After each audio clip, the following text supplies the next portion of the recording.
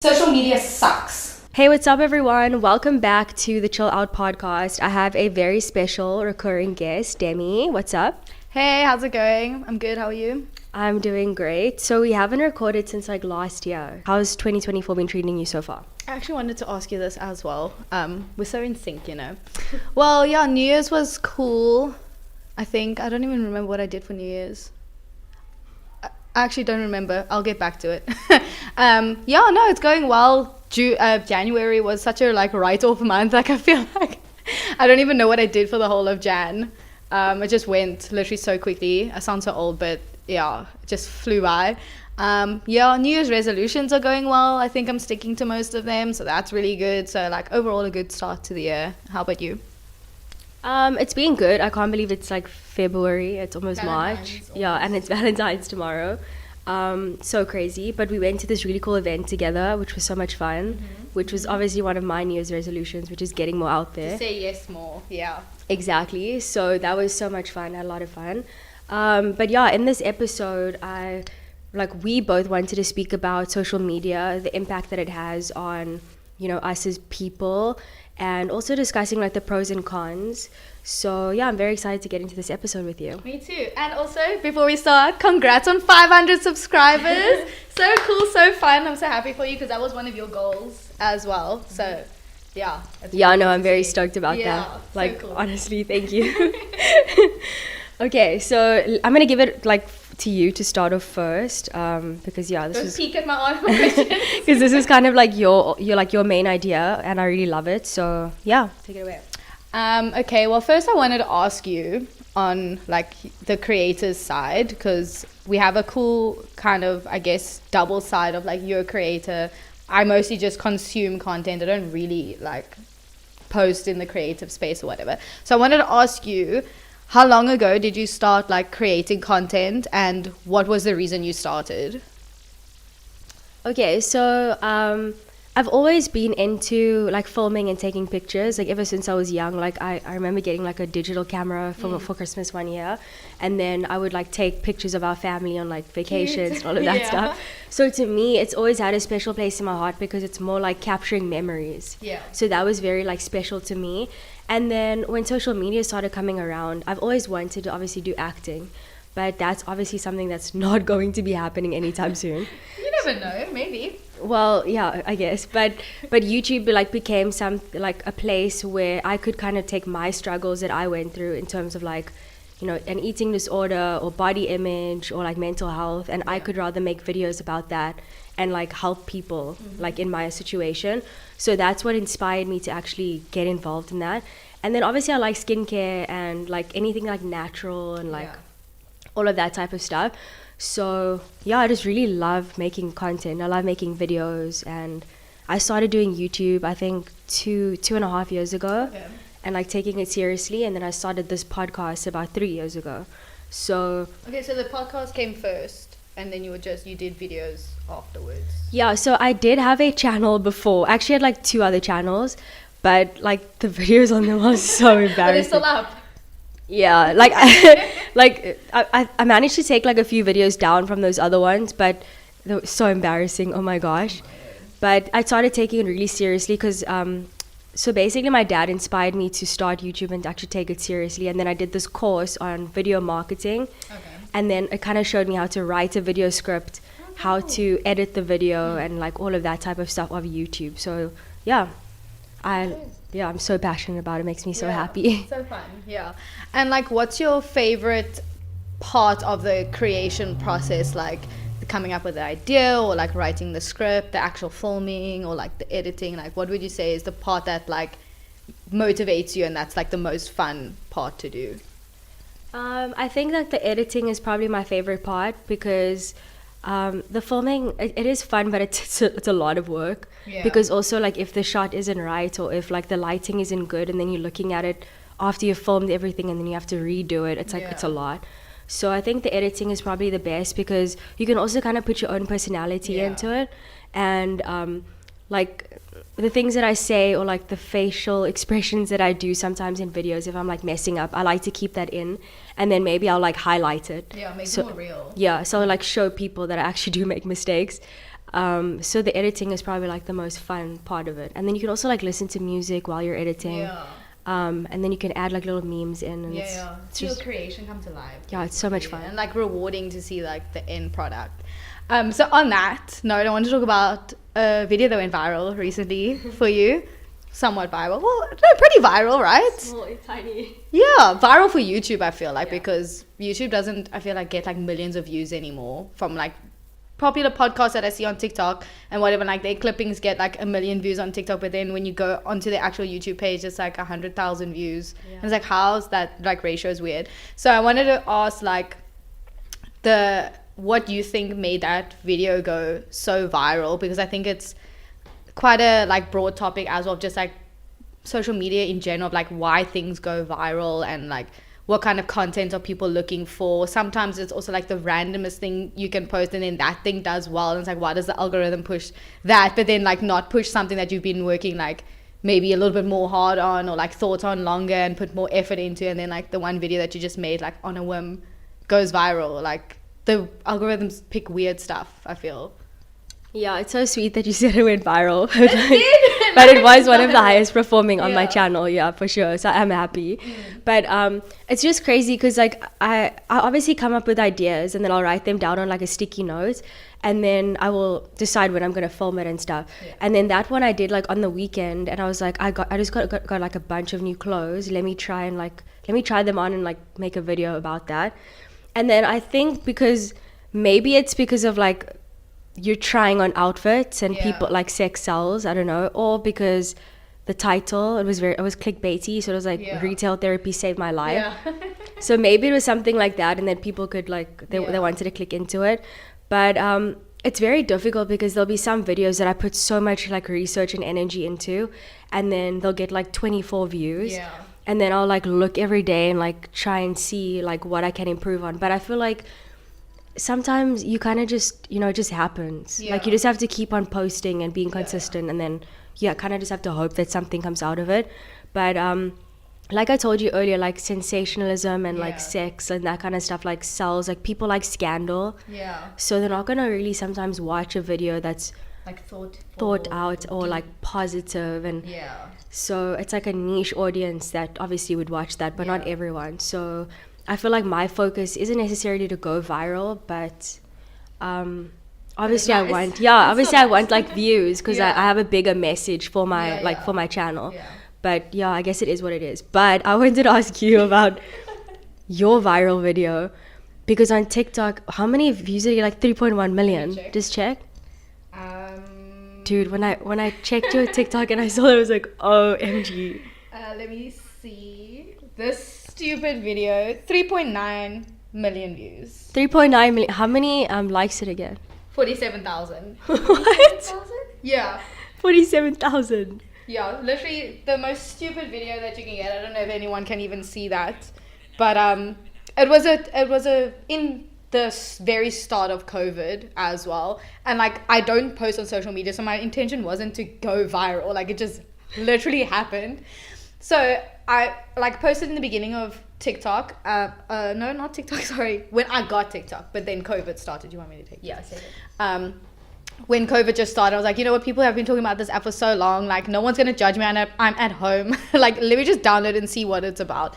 And then I saw like this one sound was kind of going viral, and like it's actually like a perfect sound for COVID, whatever, and did like that little mirror thing. I don't know if you want to like put a little thing in the bottom of it, and like me pulling I think it's the sign that South Africans love to do, and like it just went so viral. But I think it's because people were sharing it with friends to like get their friends and like prank them, I guess, or whatever. And I remember, I think I posted it during the day, and then that evening I got a message from my friend. She's like, "Oh my God, your video's going viral." And I was like, "What?" And she was giving me like hourly updates on like, okay, so many views, and so many views, and like so many likes. And it was really cool in the moment to go viral and like to have that 15 minutes of fame, I guess. I don't know. But then like after 2 days, I was like, this is getting irritating now. Like getting all these comments and notifications and whatever. And every time I went onto the app to just go scroll, like whatever, I would see like a bunch of notifications would irritate me. Like I have to go read them if they come up. So I actually turned the comments off so that people could like, the algorithm would slow down like sending it out, and it like I think maybe a week later it stopped like gaining traction. Like it was still getting like a little bit of like a trickle view. So yeah, it was really cool for like the first 2 days, and then I got kind of like irritated by it. So I actually wanted to ask, like, going off of that, do you ever feel overwhelmed with like when you post and like people are responding and you have to like respond back to them? Like it's a lot of back and forth, I feel like, on social media, like to obviously get engagement and that. Like, doesn't it ever drain you or make you tired, or do you like thrive off of the feedback that people give you? And I think that's like also a big difference in like a consumer and creator. Like you don't realize, like I'm seeing people commenting on a video, but I'm not the one receiving those comments, so I'm not seeing like the little pop-ups the whole time. I feel like doesn't it get overwhelming, or you prefer it? I think like positive feedback is really cool, but like I have had negative comments before where people are like, I think there was this one where someone was like, if ick was a person. It's so sad. That one still literally sticks out Shame. like so much. Or like there was another one that says, why was I recommended this? Like some people are so mean. Yeah. It's crazy. Like I feel like if you attacking the video, that's fine, but when you're like attacking someone's person. appearance, And that you don't know them like at all. literally, like it's actually laughable at this point. But like that obviously I don't like, but it is funny. But the positive feedback is nice. Like on Instagram, I get a lot of DMs from people about like whether it's the podcast or like the YouTube videos, and then obviously on YouTube I'll get a few comments too, which is nice to read. But I just try and make sure that I reply so that it like boosts the engagement. But it doesn't really bother me. Maybe if it gets as bad as yours did, like maybe I would feel it a little bit, but like because it's constantly coming through. I feel like you get not overwhelmed, but it's just, I don't know how to explain. Like, but with me, I don't like chatting on the phone. I'm not good at really responding to messages unless it's like making plans or whatever. So for me to have like constant notifications the whole time, I was like, I don't want to be looking at my phone. I want to choose when I look at my phone. I don't want my phone to like dictate when I look at it, if that makes sense. So that like that kind of thing would overwhelm me if I was constantly posting and being a creator and like having to respond. But I guess that's just me like being antisocial and like you're not really like that. So. Yeah, but I get what you mean, because I'm also not like a big texter. Like I probably text like one person like you know every single day, which is like my dad. Yeah. But the thing is, like I think at that magnitude, like of how viral your video got, that must have like obviously been overwhelming. So maybe if I get to that point, it'll be a different thing. But I think now, like as a smaller creator, it kind of is nice to get the feedback, because it kind of motivates me. Because sometimes when I'm not getting the views that I want, like there was a period before where like I would only focus on like I would put myself down like if I wasn't getting a certain amount of like views. And now I'm just like, you know what, I'm actually taking all of the fun out of it. Like I'm the creative side like if I'm so fixated on like SEO and like analytics and all of these things, it's not fun anymore and I don't want to do it. So I just stopped doing that. It's not fun also like when you post and then you go back like every half an hour and like obsessively look at the views and the thing. I feel like it plays on your mind, and then you don't want to also put your value as a person on like numbers. It's not, I don't know, it's not like a true reflection of like your value or how good your content is. But like when I think also you put out quality content, you know, those 24 views are like quality views, I guess, like people actually interested in what you're saying and not just watching for sensationalism. I didn't need to use such a big word, but yeah, it just came to my mind. But that's why I was also like your video that went viral like in last week, right? Or that got the 2,000 views, or are you sitting on more views now? 6.2k. Oh my word, so it's increasing like so many, because I think when I checked on Saturday, because I check your page often, like when's Kelly posting again? I saw it was on like 2,000, I think. So it's like tripled in a couple of days.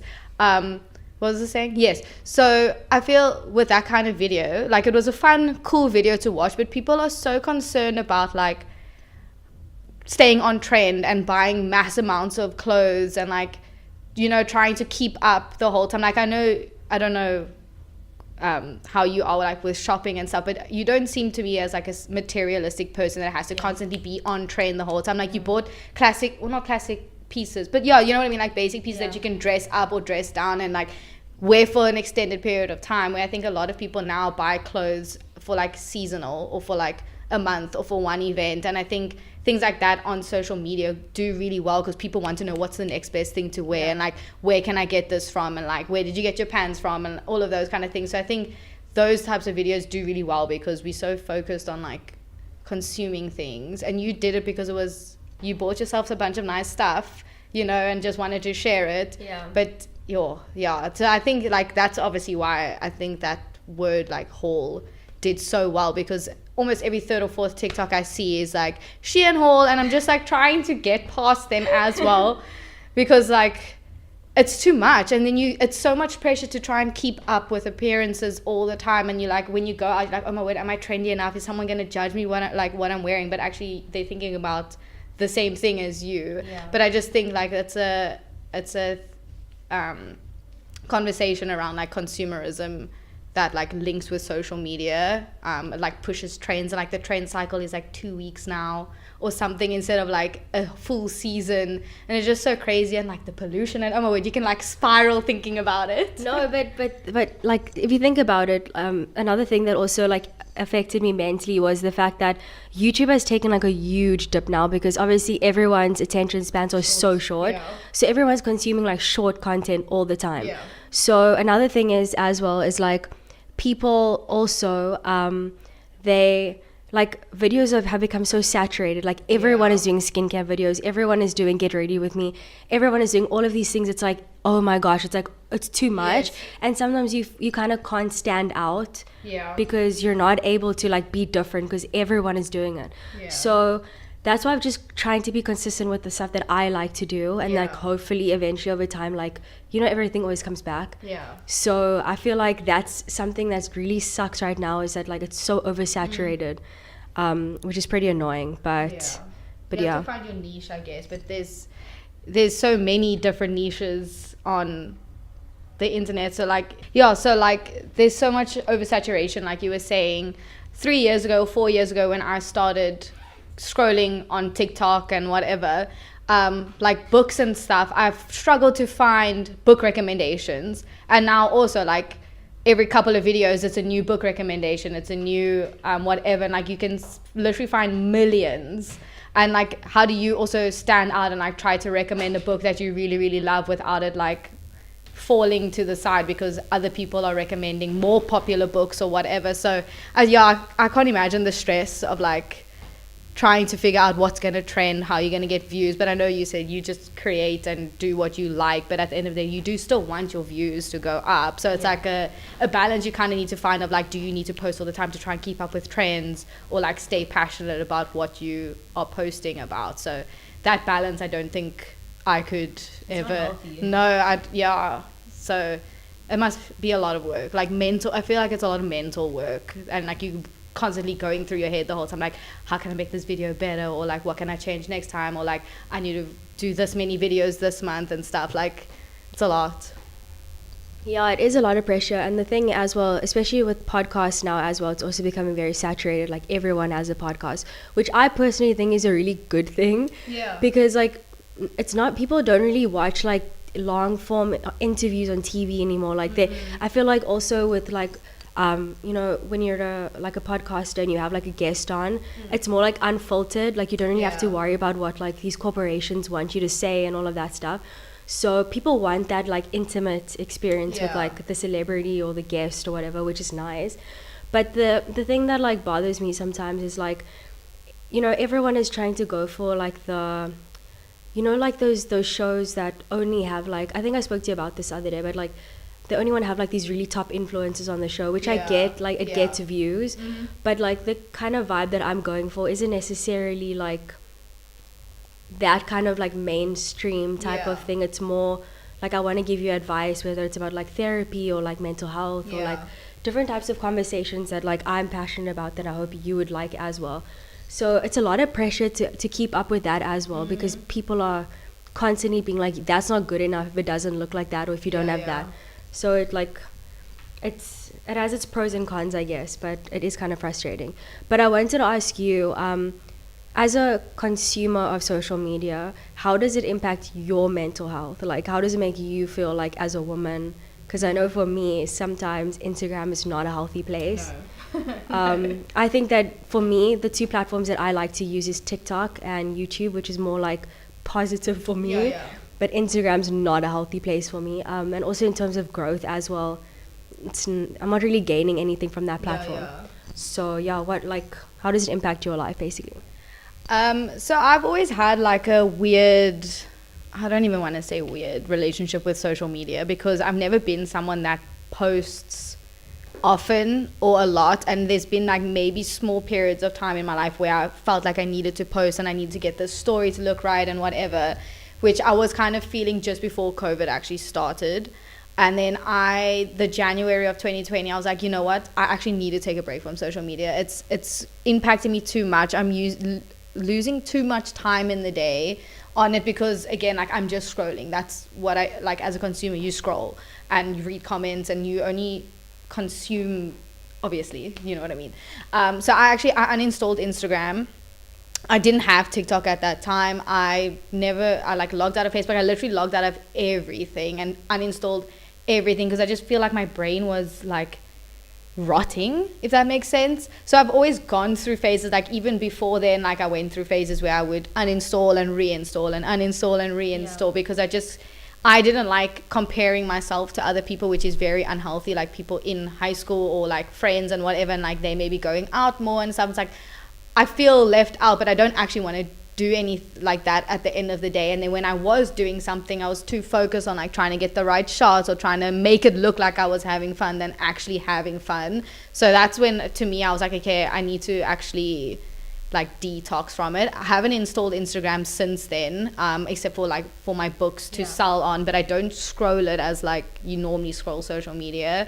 TikTok is still like a love-hate relationship, because I've found some like really cool content on there, and like educational content, and I follow like a bunch of I guess like professionals, like dietitians and like history buffs and stuff that actually have like qualifications. Like I like to know that they have some type of background. Not that you can't know those things without that background, but I just you there's so many not credible sources on social media. So but love-hate relationship also, like still to this day I'm like, do I uninstall TikTok, do I not? I just think your brain is not supposed to have so much information in such a short span of time. I feel very drained sometimes. I know if I'm on social media for too long, I feel very drained. I feel very negative as well, especially if I'm seeing content about like feminism and like racism and all like the bad things happening in the world.